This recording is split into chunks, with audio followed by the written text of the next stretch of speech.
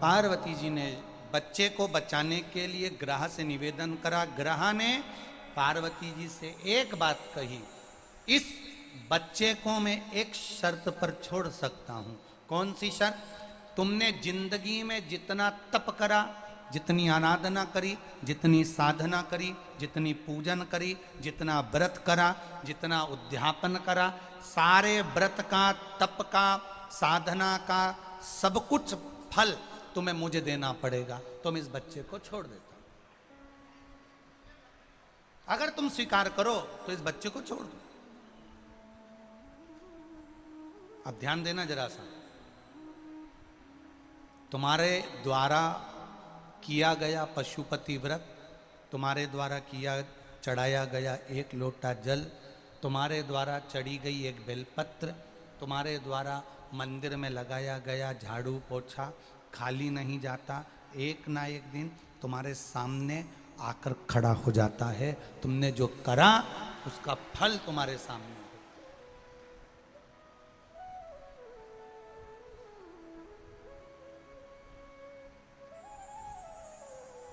जो तुमने करा उसका फल मिलेगा।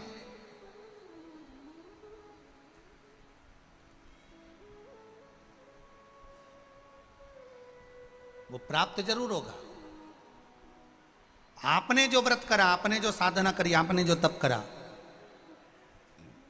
ये सारे तप का फल ग्रह कह रहा है, मगर कह रहा है मुझको दे दो, वो घड़ियाल कह रहा है मुझे दे दो।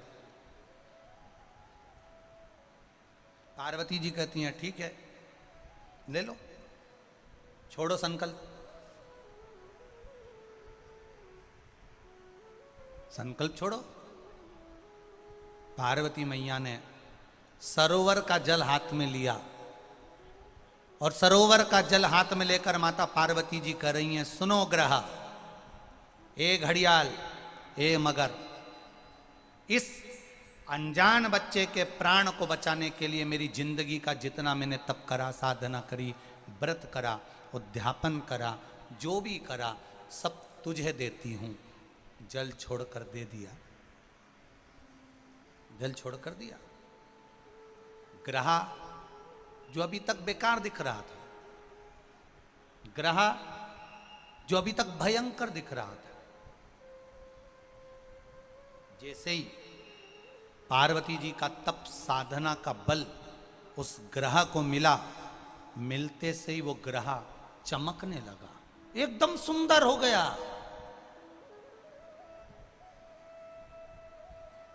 सोने जैसा चमक रहा है ग्रह, सोने जैसा।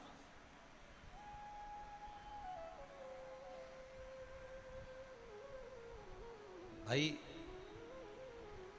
क्रीम की चमक 15 दिन, 20 दिन, 6 महीना, 8 महीना रहती है, पर अच्छे कर्म की चमक जिंदगी भर मरते दम तक रहती है। अच्छे कर्म की चमक। फिर कहेंगे एक बार, मत बुरे कर्म कर बंदे वरना पछताएगा, भगवान की आंखों से तू बच नहीं पाएगा, तू बच नहीं पाएगा। अरे ओ अज्ञानी मत करना, तेरे कर्म का फल भी तू ही पाएगा, जैसा किया तूने तेरे आगे आएगा। मत बुरे कर्म कर बंदे वरना पछताएगा, भगवान की आंखों से तू बच नहीं पाएगा, तू बच नहीं पाएगा। शिव कथा कह रहे,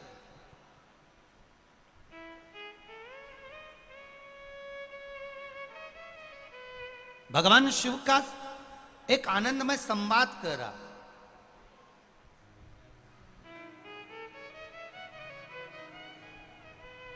पार्वती जी ने दे दिया अपना तब्बल, ग्रह चमकने लगा, मगर चमक गया, सुंदर हो गया, एकदम सोने जैसा चमक रहा था मगर।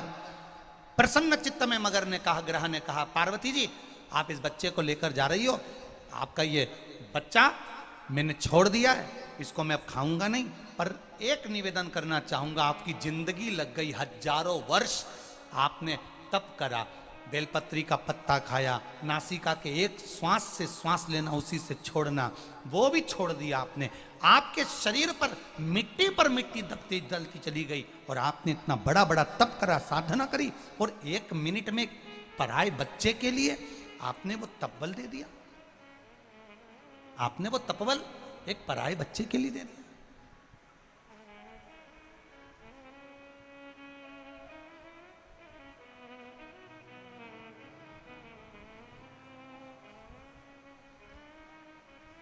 धन्य है पार्वती मैया, मेरा निवेदन स्वीकार करिए पार्वती माता,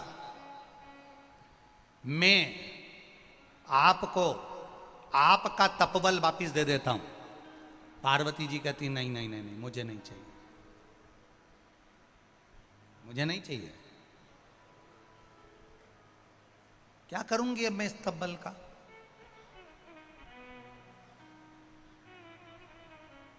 आप अपने पास रखो,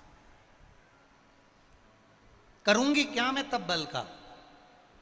पार्वती जी हजारों वर्ष का तप है तुम्हारा, जिस तप के बल पर तुम्हें देवाधिदेव महादेव मिले हैं, जिस तप के बल पर महादेव ने तुम्हें वर्ण किया है, जिस तप के बल पर भगवान शिव ने तुम्हें अपना बनाया है, यह हजारों वर्ष का तप है, हजारों वर्ष का।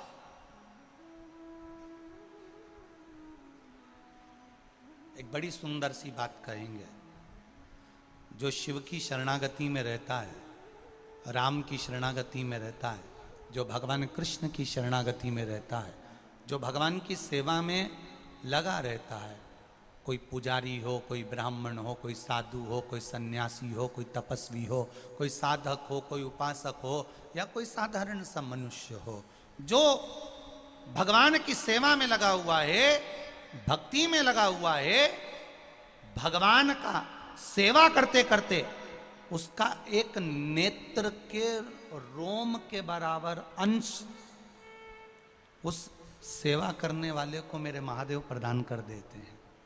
सेवा करने वाले, तुम देखना, कभी कभी कोई कोई बोलता है तो उसकी वाणी बिल्कुल सिद्ध हो जाती है, कोई कोई बुजुर्ग माताएं बोल देती है तो वाणी सिद्ध हो जाती है, कोई ब्राह्मण जन कह देता है, कोई पुजारी जन कह देता है, कोई संत, कोई साधु, कोई सन्यासी, कोई तपस्वी, कोई साधक, कोई उपासक, कोई कह देता है, उसकी वाणी सिद्ध हो जाती। कारण भगवान की सेवा में वो निष्कपट भाव से लगा हुआ है, भगवान की सेवा में वो तल्लीनता से लगा है, तो उसको एक महादेव के रोम बराबर का भी फल उसको मिल जाता है, तो उसकी वाणी सिद्ध हो जाती है, उसके शब्द सिद्ध हो जाते।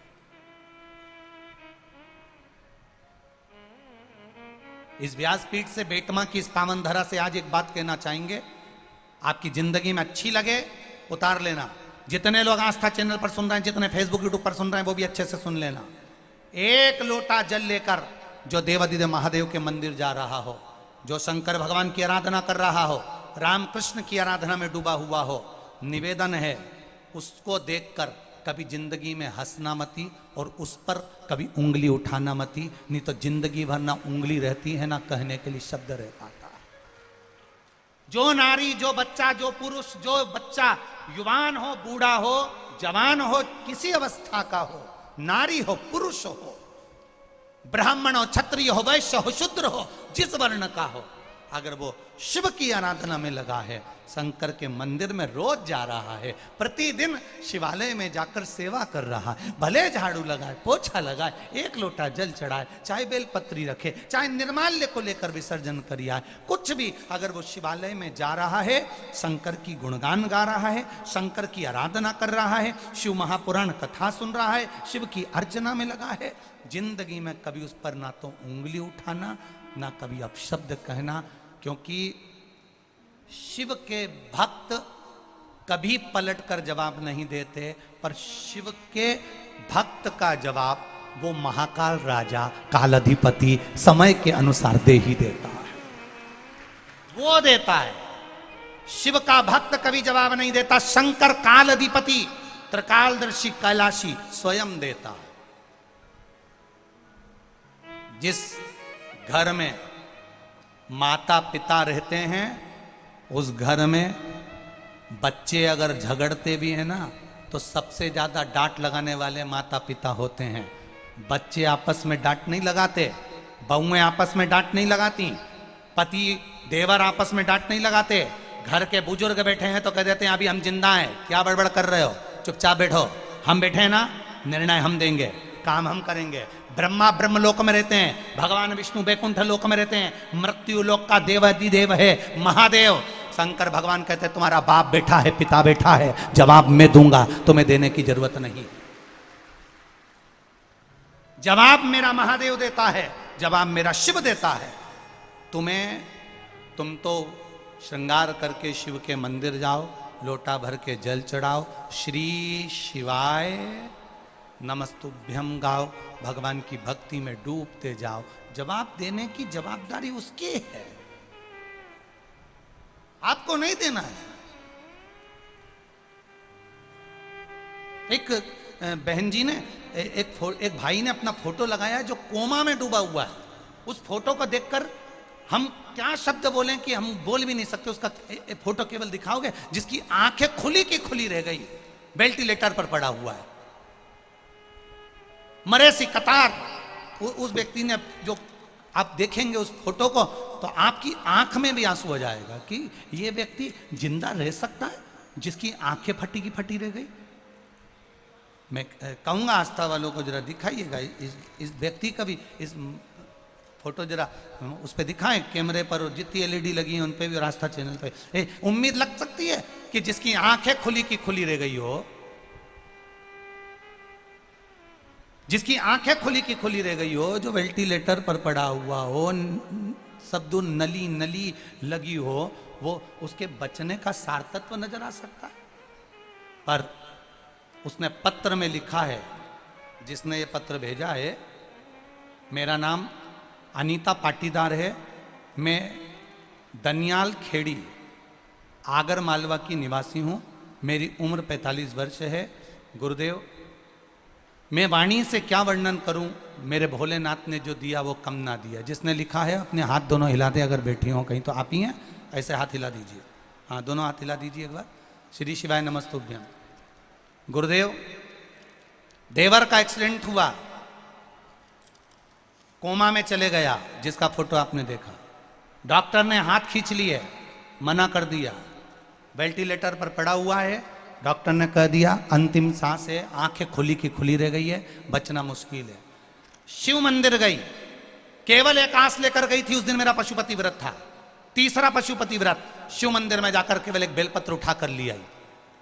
आपने मना करा था, पर मैं उस देवर के लिए गई और शिव मंदिर से एक बेलपत्र लाकर डॉक्टर से कहा, आप कह रहे हो उसकी आंख खुली रह गई है, वो जा चुका है, वे बेलपत्र कुछ तो असर करेगी डॉक्टर साहब, एक बार उस बेलपत्र को मैं उसकी छाती पर रख दूं।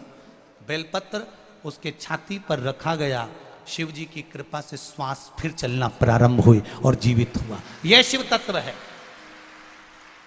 डॉक्टर ने कहा था इसकी याददाश्त चली जाएगी, माइंड काम नहीं करेगा, खून के थप्पे जम गए सिर में। पत्र में लिखा है बहन ने, खून के थप्पे जम गए, अगर जीवित भी रह गया तो मरे जैसा रहेगा। गुरुदेव, इस पत्र में बहन ने लिखा है कि उसकी सांस भी चल रही है और हाथ पैर भी चल रहे हैं और उसकी याददाश्त भी पूरी है। ये मेरा शिव है, ये मेरा उगड़ी है। बहन बेटी है, हर हर महादेव। बैठ जाइए। शिव तत्व इसी को कहते हैं। अकाल मृत्यु वो मरे जो काम करे चंडाल का, काल उसका क्या बिगाड़े जो भक्त हो महा काल का। शिव की आराधना का फल खाली नहीं जा सकता। जवाब आपको नहीं देना है। शिव का भक्त कभी पलट कर जवाब ना दे। शिव के भक्त को जवाब नहीं देना है। उस काल अधिपति जिसने काल बनाया, समय बनाया, समय की सुई बनाई, तिथि बनाई, वार बनाई, इसलिए उसको महाकाल कहते हैं। वो महाकाल जब आएगा समय पर जवाब देकर जाएगा, आपको नहीं। पार्वती जी आप ये वापिस ले लो पुण्य। पार्वती जी कहती है पुण्य वापिस नहीं लूंगी, इस बच्चे को मैंने बचा लिया, बहुत है। उसी बच्चे में से देवादिदेव महादेव प्रकट हो गए, शंकर भगवान प्रकट हो गए और शिव जी ने आकर कहा पार्वती मैंने तो तेरी परीक्षा ली थी, क्या तू दया कर सकती है, क्या तू श्रद्धा रख सकती है क्या तू अपना पुण्य दे सकती है? बस उसको देखना था। शिव जी कहते पार्वती वापिस ले ले, पार्वती कहती नहीं मैंने महादेव को दे दिया और क्या चाहिए। वक्त पड़ने पर अगर तुम्हारे मोहल्ले में, तुम्हारे नगर में, तुम्हारे क्षेत्र में कोई बीमार भी पड़ा है, तुम्हारे पास अगर कोई रुद्राक्ष है सीहोर का, तो सीहोर का रुद्राक्ष ले भैया, ले जाओ जरा पानी पिला देना। अगर है बच जाए बाबा